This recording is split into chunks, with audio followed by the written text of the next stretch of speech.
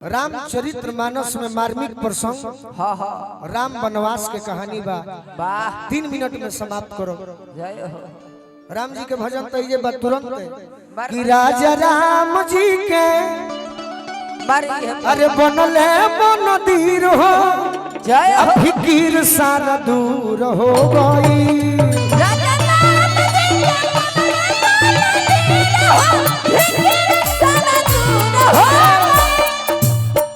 मात्र गाना हो 500 साल तिरपाल में जे रहल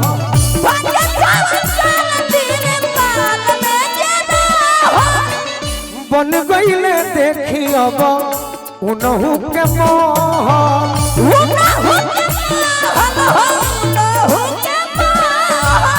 अयोध्या में तो देखे खातिर भइले भगतन के भीड़ हो फिकिर सारा दूर हो गई।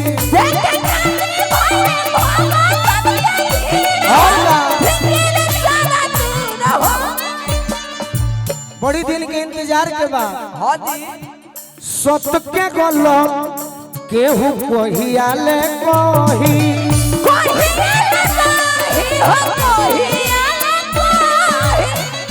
सही तब कहियो भी सही नूरही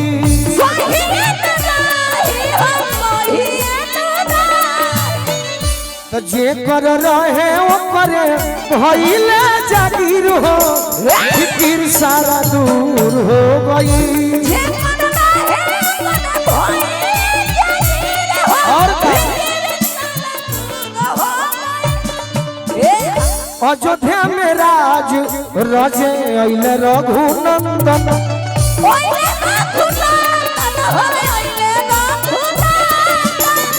स्वागत ला लोग सभे ले जाए अछत चंदन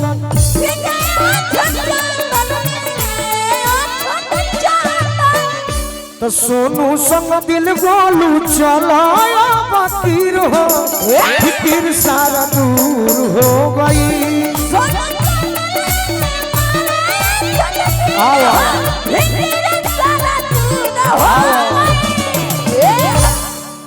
मात्र 5 मिनट के गाना बाकी कहानी सुनी रामचरित्र मानस में मार्मिक प्रसंग जोना प्रसंग के नाम बा आज मौका मिलल बा तो सुना देता नहीं कोई मौका ना मिले झूठ खा सही रोज तो नौजवानी में तबाह बनी जा कब होई सुनावो कब होई सुनावो। आज बड़ा सुंदर मंच मनोज भैया दिले बने बहुत बहुत धन्यवाद गोलू जी सर। हमनी के तो मानला बोला ही मैं दोनों आदमी उन्हीं में से कोनो में से एगो की यहाँ चाहत रहे तो ना चाहत रहे ना काहे चाहत रहे पानी आजे न बुझाई कितना गाना बा जाए तो होने के ढेर फैन बड़े हो एक गाना में सुन के पोखरा में कूद जाते अरे फिर बोलो तर है देख थुथु लटकौले बड़े से चढ़ा दी है सही कौन काम रहे बोला लगे ना जी हां जी हमने के छोट बनी तो आइल बनी जा बड़ आदमी जना नु है सही एक जना चढ़ा दला और बार तो परमेश्वर बाबा ले बीती है छेन शराब देते नहीं वाह कहानी सुनी भिखर मामा संतोष भैया ए भिखर बाबा राजा दशरथ जी हां जी एक दिन शीशा में अपन चेहरा निहारत रहले। अच्छा तो देखले कि कान के बार पाके लागल मुंह के चाम झुराए लागल। हां जी तो काहे ना अपना जियते जी बड़ बेटा राम के अयोध्या के राजा बना दे। सही गुरु वशिष्ठ जी से जाके पूछनी हां जी के गुरुवर तनी हमार पतरा देखी कि हमार बड़ बेटा राम अयोध्या के राजा को बन सकत है। गुरुदेव जब पतरा देखनी तो कहनी कि काल 10:15 बजे राम राजा बन जाई। वाह कहले कि तब तो खुशी के बात बा। हां जी देश विदेश में हलचल मचवा दी ढोलक बजवा दी कि काल बिहने 10:15 बजे राम राजा बनी है। सबका बात निमन लागल हां जी बाकी देवता लोग के निमन ना लागल ना काहे सोचलो कि यदि राम राजा बन जाई है हां ते धरती पर पपियन के विनाश के करे सब लोग माई सरस्वती भी जाके गुहार करे लागल। कैसे कैसे हो कि हे मायम्बे हे मायम्बे हे जगदम्बे हे जगदम्बे अरे सुन लो मेरी पुकार बीच भंवर में पड़ी है नैया मैया कर दो पार कहीं मेरी नाव न डूबे कहीं पतवार न डूबे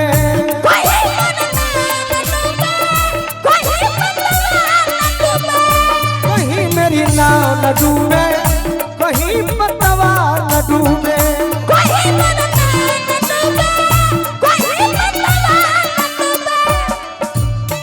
आग्रह विनती करता लोग माता पिता तू मेरे संगी साथ तिहारे माता पिता तुम मेरे संगी साथ तुम्हारे बीच भंवर में पड़ी है नैया जय हो अरे मैया करो किनारे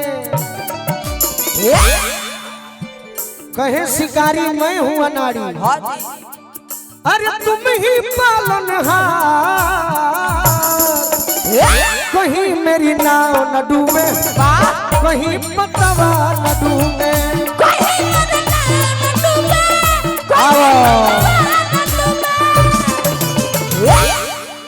माई सरस्वती कहली कि ई काम हमारा से ना हो यदि राम राजा बन जाई है हाँ जी तो मैं केहू के दिक्कत ना होके के चाहिए ना फिर भी रउरा सब आग्रह विनती लेके आई बनी हाँ हाँ तो हम प्रयास करत हनी कि राम के राजा बने से कैसे रोकल जाई हाँ जी तो राजा दशरथ के दरबार में एगो दासी रहली हाँ हाँ के जेकर नाम रहे मंथरा अच्छा अब माई सरस्वती मंथरा के तनी मनी नोट ढीला कर देली वाह लेकिन इहे काम बनाई सही और जब नोट ढीला कैली हाँ जी तो तीनों माई में सबसे राम जी के बेसी माई के कोई मानत हाँ रहे हाँ कहले कि जो जो नोट ढीला कैले बनी काम धो के बिगाड़ दे सही जाके कहली का मंथरा का कहल के रानी कुछ सुनलू हा बोलो आइने रानी अपन सजत तारी संवरत तारी हाँ हाँ ओइ जे बिगाड़तिया कैसे कैसे कि तोहरो तोहरो अरे तोहरो तोहरो आ राजा जी हो गइले बाबा जय रनिया राजा जी हो गइले तोहरो राजा जी हो गइले बाबा जय रनिया राजा जी हो गइले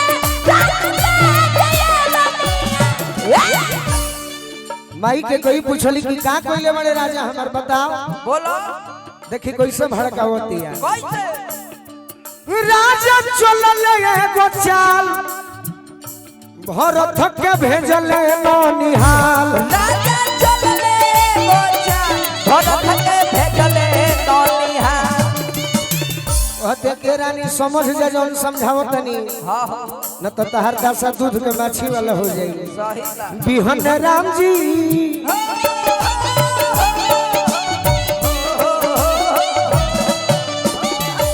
कि बिहन राम जी हो जाई है इवारा जय रनिया राम जी हो गइले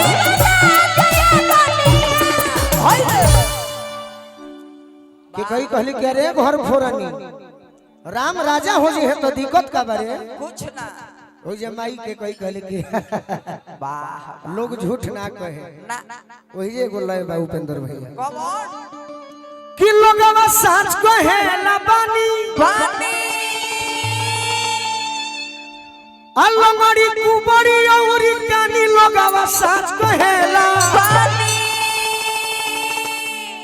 लंगड़ी कुबड़ी औरी कानी कानी अपनी न होली सहारा में खइबो मार तू बड़ो होली सहारा में खइबो मार तू बड़ो तीनों होली सहारा में खइबो मार तू बड़ो राम के प्रति भड़कइबे अरे हम जिभिया उखाड़ खइबो मार तू बड़ो हम जिभिया उखाड़ खइबो मार तू बड़ो मंथरा कहते कि नइखे बुझा तनी मनी तो बुझाइल होई कहते कि अच्छा बताओ हमरा का करे के चाहिए कहले कि देवासुर संग्राम के समय हाँ जी राजा दशरथ हरे के दूगो वचन दिले रहलन। आज उस समय आ गई बा, मांग लो न तो दूध के माछी बन जेबू ए रानी। ए रानी तो के कही पूछली कि हमरा का करे के चाहिए। हाँ हाँ तो मंथरा समझावत दे कि सोना उजर साड़ी पहनो पहन लो। आ जेने तने फाटल पहन ली हो, हाँ जी बार बिखरा ली हो, बार बिखरा के सीधा कोप भवन में ढुक जाई हो। ढुक जी हाँ राजा तहरा से इतना प्रेम करेले हाँ जी कि बिना तहरा के जग ना पार होई, खोजत खोजत पहुंच जाए। सही बात। अन्य राम के राजा बने के तैयारी होता। हाँ वह तरह की कोशिला लौकतारी, सुमित्रा लौकतारी, हाँ जी अक्की कोई कहां बाड़ी। ओहो खोजत खोजत गईले, रानी मन मार के ओ कोप भवन में ढुकल बड़ी। जाके राजा पूछलन का पूछल न हो कि काहे बैठा अरे हाय अरे बाड़ू मनवा मारी।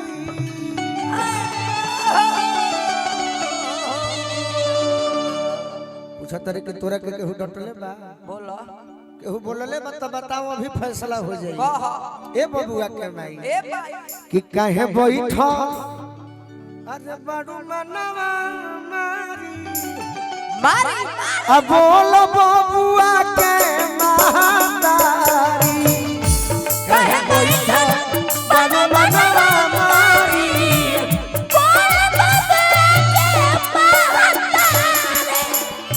कहे बैठा बाड़ू मनवा मारी। बोल बबुआ के महतारी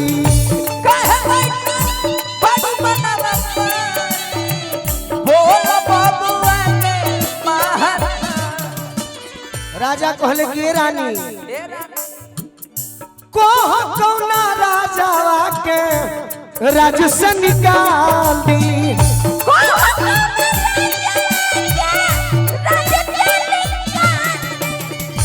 कोह कौना राजावा के राजावा बना दी। राजा बाबा यदि तू ऐसे करबू हाँ देखी ताना मोरी है रे दीवारी। जय हो हमारी बाबा देखी ताना मोरी है शिकारी। अब बोल बबुआ के महतारी। आओ बाबा बोल बबुआ के रानी के कोई कहली कि रौरा याद करी उ दिन हाँ जी कि देवासुर संग्राम के समय दूगो वचन दिले बनी। हाँ हाँ आज हम मांगो तनी हमरा चाहिए। चाय पहिला बर का मंगली काम कि पहिला बर भरत के टीका, मने राम राजा ना ना भरत राजा। सही पहिला बर भरत के टीका और दूसरा बर का तापस भेष विशेष उदासी। और 14 वर्ष राम बनवासी वनवास के बाद जब राजा दशरथ सुनलन, छाती पर मुक्का मार के कहे लगले कि अरे बाप रे बाप कि मरलू तो मरलू ए तिरिया ए तिरिया अछतिया में हो बानवा।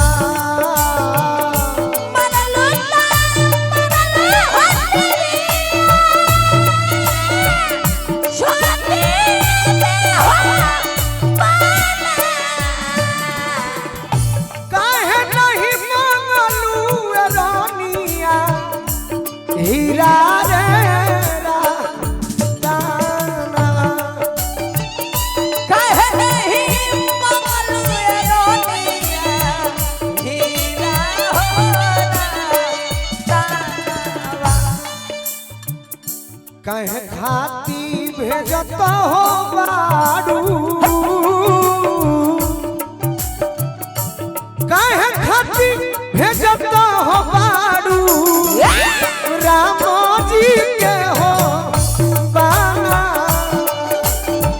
काहे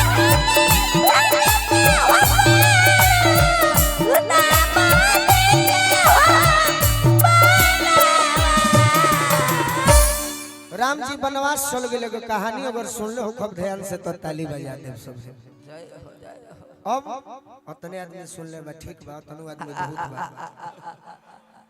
भरत जी सपना देखले ननिहाल में कि जरूर हमरा अयोध्या में अनहोनी होता। सही सुबह अपना चालक साहब से बुला के कहले कि देखो देखो सपना देखनी है कि जरूर कुछ अनहोनी होता। हाँ दी वही जे प्लान हो गए कि कैला भरत जीवन के बन के अरे बयानवा हो कैला भरत जीवन के कैला भरत जीवन के चलो तो रहतिया सोचत बड़ बुद्धिया चलो तो रहतिया सोचत बड़ बुद्धिया कब हुई है भैया से अरे मिलनवा हो कैला भरत जी अरे बयानवा हो भरत जीवन के चलो तरोड़ा उठल गुर में फोरा बिना पनही के चरणवा हो पहले भरत जीवन के लोग बतावल की है केवट भाई हमें जौन तार भैया के पार पहुंचौले बड़े 2 मिनट में कहानी ओकर बाद एगो अच्छा गीत याद पड़ता जौन बी में रही ओकर बाद देखल जाए फिर रजनीश जी के हमनी के सुने के इच्छा बा हम नहीं सुन ले आए है तो केवट के जतिया हमारा भैया के संगतिया उनकर बतिया सुन के केवल के जतिया भैया के संगतिया उनकर बतिया सुन के भरत जी पटा के लसी उनकर बतिया सुन के भरत जी पटा के लसी उनकर बतिया सुन के कौन रे रहतिया गईली तीनों हो मूर्तिया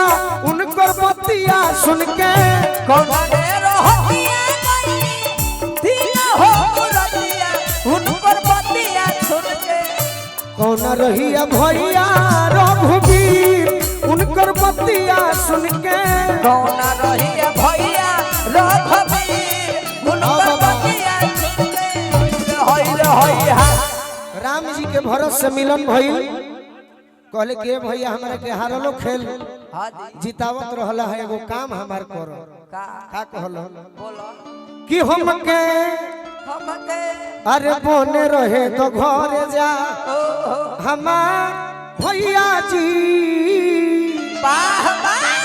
कि हमके अरे बोने रहे तो घरे जा हमार भैया जी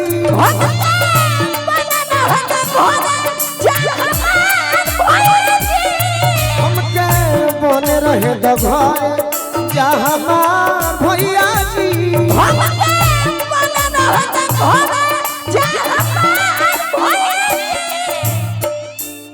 सतरु धन संगे हम मन में रहब हरदम सतरु धन संगे हम मन में रहब हरदम जैसे 3 वैसे 4 हो हमार भैया जी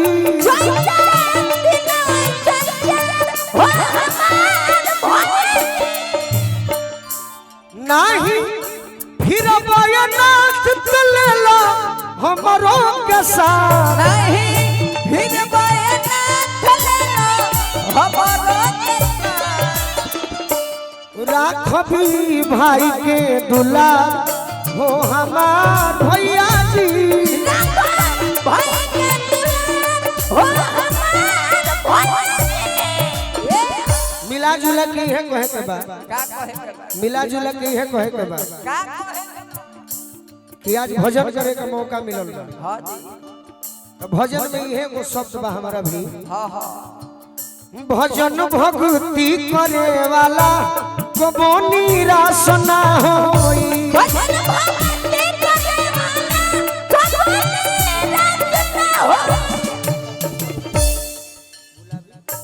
वाह वाह जय हो क्या बात गुलाबी महल अरविंद सिंह जी की ओर से लाखों लाख रुपए का आशीर्वाद मिलल बा। बार बार प्रणाम करो, आशीर्वाद की प्रतीक्षा बा। भजन भक्ति करे वाला कबो निराश ना होई। भजन भक्ति करे कबो निराश ना होई। आ यदि विश्वास ना होखे तो टेंगारी चा ए चाचा तू जाके देखो दर पर जय हो फेल अरदास ना होई।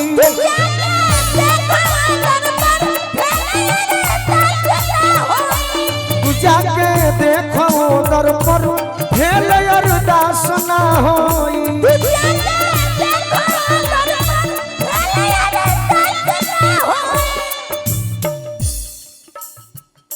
वाह वाह वाह।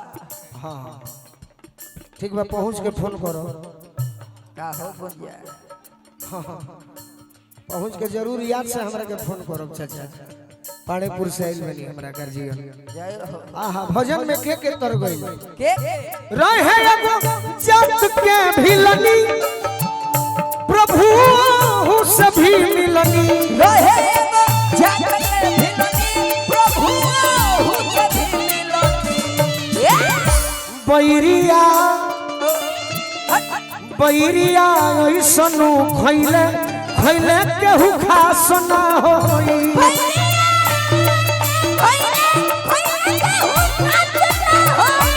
बैरिया ऐसनु खैले खैले केहू खास ना होई।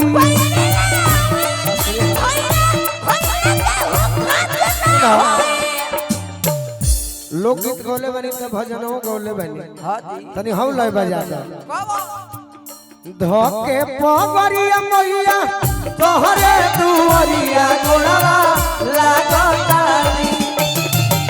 धोके पगरिया मैया तोहरे दुआरिया गोड़वा लागतानी।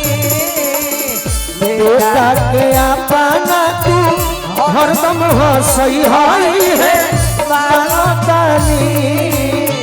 बेटा के हरदम हंसई हई है लागतानी। भजन भक्ति करे वाला कबो निराश ना होई। और का भाई बाबा और का गार्जियन हमारे कबे से झुमतनी हमरे का आशीर्वाद देवे भेल बनी सौभाग्य के बात बा। जय हो। छठू सिंह जी बक्सर क्या बात। गुलाबी महल से हजारों हजार रुपए के आशीर्वाद मिलल। जीवन धन हो गइल बाबा। हां जी आह वाह माई से मनाओ तनी कैसने श्रोता सगरो मिल जइते। सही बात। बाकी श्रोता में गलती ना होला। ना जब से हई आइल बड़े से दो चार गो लोग अरे कल यूट्यूब खोल के देख ले जरूर लिखे हैं सके गोलू राजा ने हां जी केहू बानन हो जा। अब वो अपना व्यूअर कमाने के लिए हां हां गोलू राजा को बदनाम करने के लिए लिखेगा ये सब। सही रेल दिया फेल दिया। ठेल दिया। कम से कम इज्जतिया बचाओ लोग भैया। इहे अब ताउरी बाउर लिखता लोग। हां जी बाकी का जने हमें से केहू ना होई। बाकी मनवा लोग थोड़े ना कुछ ना कुछ लिखल लोग का करबो। देखी प्रहलाद के भगवती कहे सके भैया भजनवा चाहेले तो वीडियो पियर हो जाला। भगवे ना कर।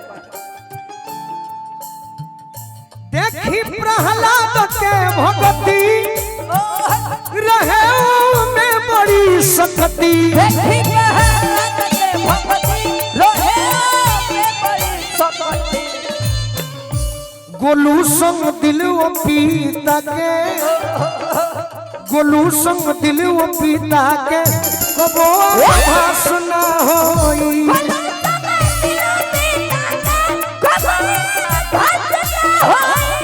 तनी मेजर चढ़ जा। अतना भजन हो गइल तो एगो कृष्णो जी खातिर गा दिया।